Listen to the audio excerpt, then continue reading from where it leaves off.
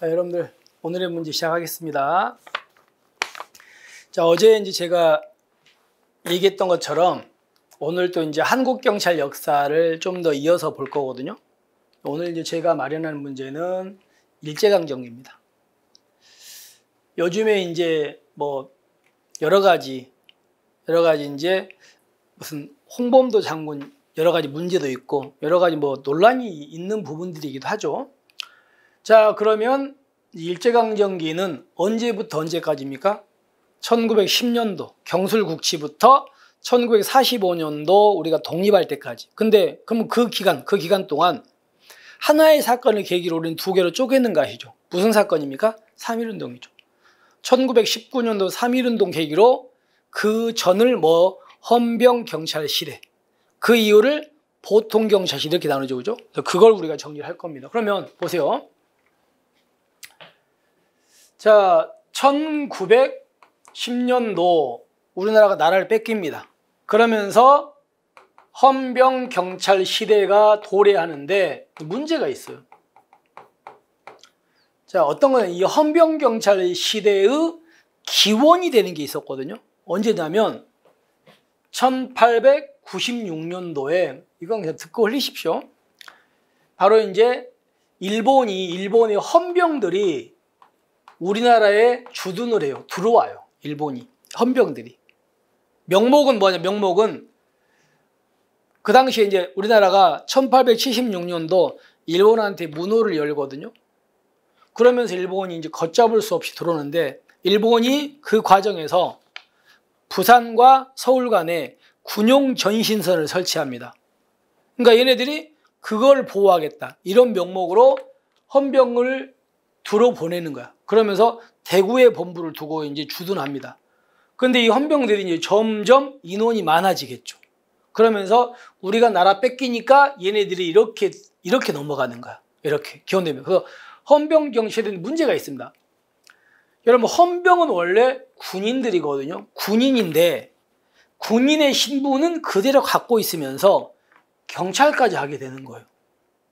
그럼 이거는 법에 근거 없이 했습니까? 법을 만들어 했습니까? 만들었죠. 그래서 그거 헌병이 신분 유지하면서 경찰까지 하게 되는 만든 법이 뭐라고요? 법이 조선 주차 헌병 조례예요. 법이 있었다는 거 기억하셔야 돼요. 따라서 여기 보시면 조선 주차 헌병 조례가 헌병이 신분 유지하면서 경찰까지 하게 된 근거법이라는 걸 첫 번째 기억하셔야 돼요. 두 번째, 헌병경찰 시대 헌병들의 주 임무가 뭐였냐면요. 주 임무는 의병을 뭐 하는 거예요? 토벌하는 거예요. 그리고 의병을 토벌하기 위해서 첩보를 수집하는 거예요. 그러면 당연히 얘네들은 어디에 배치돼야 됩니까? 의병이 나타나는 곳이겠지. 또는요, 군사상 중요한 지역이에요. 근데 여러분, 이 당시에 헌병경찰만 있었습니까? 보통경찰도 있었습니까? 보통경찰도 있었잖아. 그러니까 보통경찰이 바로 어디라고요? 도시라든가 개항장 있죠. 이런 데 배치가 됐고, 헌병들은 의병 출몰 지역, 군사상 중요한 지역에 배치가 됐다는 거. 이걸 크로스로 내잖아. 따라서 문제 보시면 여기까진 맞죠. 근데 헌병은 치안 수요가 많은 도시나 개항장이 아니에요. 그죠? 도시나 개항장은 일반 경찰, 보통 경찰입니다. 잘못됐습니다. 자, 그걸 여러분, 그 다음에 여기 좀 더 생각합시다. 헌병 경찰은 주 임무가 이건데 이것만 했습니까? 이것 말도 굉장히 많은 다양한 임무 담당합니까? 다양한 임무 담당합니다. 임무를 담당한다는 것까지 기억하시면 되겠습니다. 합시다. 여기까지 되고, 그 다음에 보세요. 1910년에 이제 나라를 뺏겼습니다. 근데 여러분들 알다시피 그 이전에는 일본에 뭐가 있었습니까? 통감부가, 일본의 통감부가. 여러분들 알다시피 초대 통감은 뭡니까? 초대 통감은 이토 히로부미잖아요. 그죠? 근데 이 통감이 우리나라가 나라 뺏기면서 통감부가 바로 뭐로 바뀌는 겁니까? 조선 총독부로 바뀝니다. 그리고 이 당시에 1910년 나라 뺏기기 조금 전에 통감부 산하에 경무총감부가 있었고요. 그리고 그 밑에 지방에 경무부라는 게 있었어요. 그런데 이제 나라 뺏기면서 총독부에 그대로 둡니다. 경무총감부, 경무부를 그대로 둬요. 이렇게. 그러면 총독부 산하에는 총독이 있고요. 경무총감부에 경무총장, 경무부에 경무부장이 있었겠죠. 그러면 총독한테 준 거는 무슨 권입니까? 재령권이에요. 그리고 이 경무총장이나 경무부장한테 준 게 명령권을 줍니다. 이거 기억하셔야 돼요. 따라서 총독한테 준 게 재령권이고 경무총장은 경무부장과 둘 사람이 명령권을 주는 거예요. 그러니까 경무총장 때문에 X입니다. 아시겠죠? 이렇게 해서 잘못됐습니다. 그 다음에 헌병경 질문은 첩보수직 의병토벌의 한정 아니라 이거 말고도 다양한 담당합니다. 엄청나게 넓은 놈. 잘못됐다. 그 다음에 3.1운동 계기로 해서 헌병경찰제도가 보통경찰제도로 바뀌긴 했는데 옛날에 헌병경찰이 하던 업무를 누가 다 합니까? 보통경찰이 다 합니다. 그래서 직무 축소됩니까? 변화 없습니까? 변화 없습니다. 변화 없습니다.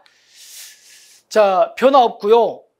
오히려 하나 더 볼게요. 오히려 이것부터 봅시다. 오히려 3.1 위에 치안유지법이나 정치범처벌법 이거를 이제 만들어서 우리나라를 더 탄압하는 거예요. 근데 문제가 있습니다. 여러분들 치안유지법은 우리나라에 만든 거예요.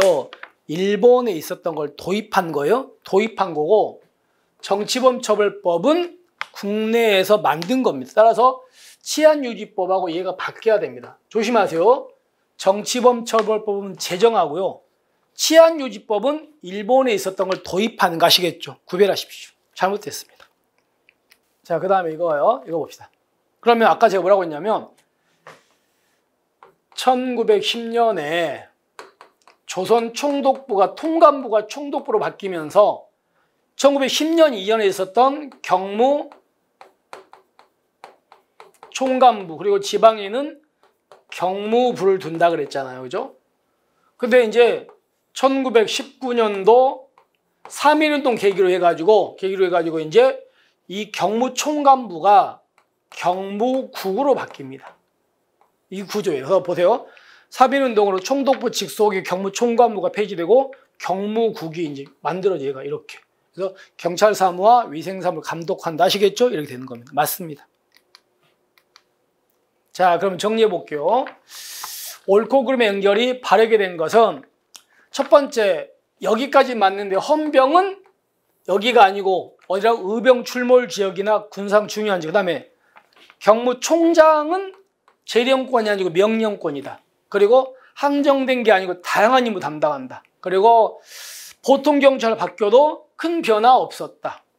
그리고 이거는 맞고요. 그리고 치안유지법하고 정치범처벌법 위치가 바뀌어 있다. 이렇게 가지고 확인하시면 됩니다. 답은 2번이 되겠죠. 이렇게 해서 우리가 이제 일제강점기를 한번 중요한 것들 살펴봤습니다. 자, 이렇게 해서 오늘의 문제를 정리를 하고요.